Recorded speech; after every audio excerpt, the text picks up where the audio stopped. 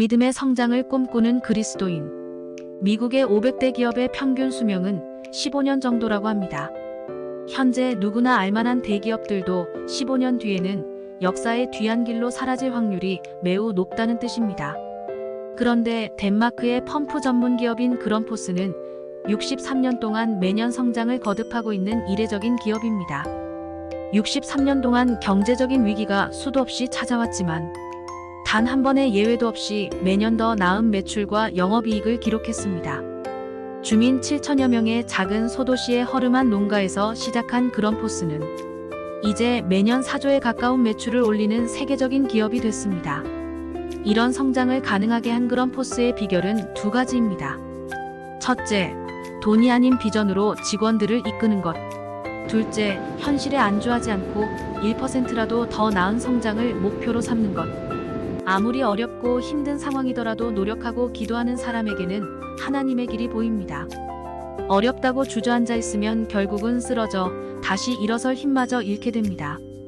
전도가 더 어려워지고 미혹의 영이 날뛰는 세상이지만 하나님이 세우신 표대를 향해 우리 모두가 함께 노력한다면 세상의 어떤 위기에도 복음과 생활은 더욱 흥왕할 것입니다.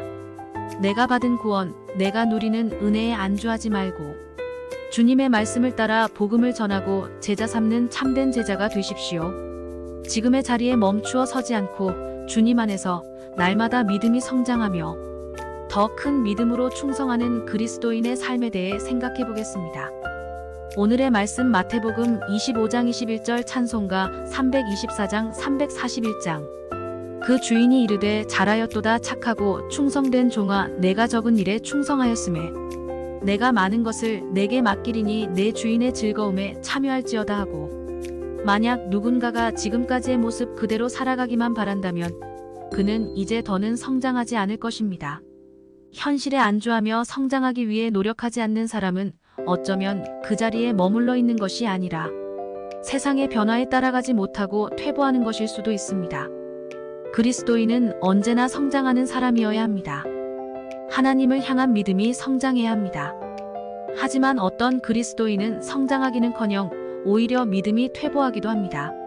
하나님을 만나 누리던 기쁨과 만족을 잃어버리고 세상에서 살아가는 모습으로 돌아가는 것입니다. 성장하기를 원한다면 주님을 따라가야 합니다. 이 세상을 바라보고 세상의 것을 얻기 위해 살아가는 사람은 믿음이 성장하지 못한 것입니다. 우리는 오직 주님만을 바라보고 주님께서 가시는 길을 따라야 합니다. 이렇게 주님을 따르는 사람은 주님 안에서 그 믿음이 성장할 것입니다. 믿음이 성장한 사람이 더 많은 일을 해낼 것입니다. 물론 하나님께서는 누구를 사용하시더라도 하나님의 뜻을 이루실 것입니다. 하지만 큰 믿음으로 하나님께 충성하는 사람은 하나님의 놀라운 능력을 나타내는 통로가 될 것이며 하나님께서 그 사람 때문에 기뻐하실 것입니다. 아무리 힘들고 어려운 상황에 놓여 있더라도 하나님께 나아가 교제하고 기도하며 말씀을 읽는 것을 멈추지 마십시오. 하나님께 나아가는 사람은 그 믿음이 날마다 성장할 것입니다. 지금의 자리에 안주하지 않고 더 큰 믿음의 성장을 꿈꾸는 그리스도인이 되시기 바랍니다. 오늘의 기도. 주님, 지금의 자리에 안주하지 않게 하시고 날마다 주님께 나아가 믿음이 성장하게 하옵소서.